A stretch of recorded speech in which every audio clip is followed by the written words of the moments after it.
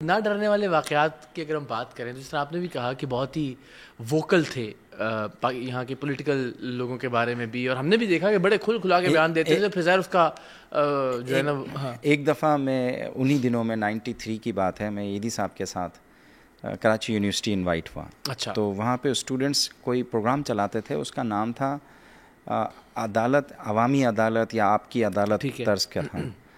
تو فرسٹ پہلی صف میں بیٹھا ہوا تھا، ایدی صاحب بھی بیٹھے ہوئے تھے. تو ایدی صاحب سے پہلے انصار برنی کو بلایا گیا. ان سے جو ہے وہ تلخ سوالات کرتے، 3-4 جج بیٹھے ہوئے ہوتے، وہ اتنے تلخ سوالات کرتے.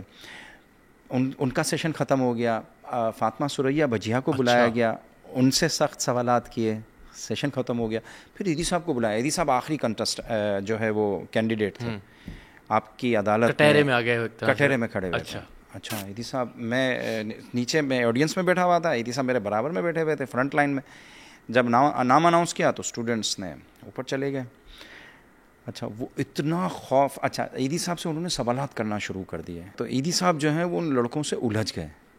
اچھا ہاں الجھ گئے، اور سنجیدہ ہو گیا معاملہ. وہ بہت ہی سنجیدہ ہو گیا، اور وہ پروگرام بند ہو گیا.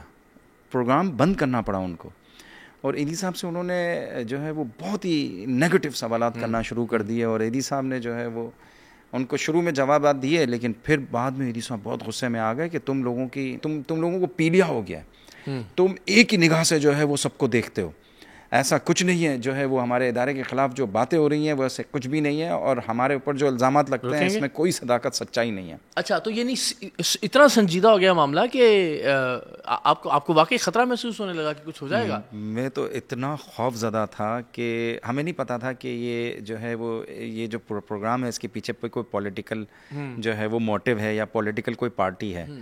تو ہمیں اندازہ نہیں تھا. لیکن ایدی صاحب بہت الجھ گئے، اور ایدی صاحب کھڑے ہو جاتے تھے جذبات میں اور کہتے تھے کہ تم لوگوں کو پیلیا ہو گیا ہے، تم لوگوں کو ایک ہی چیز نظر آتی ہے اور وہ خامیاں نظر آتی ہے انسانیت کے کاموں میں.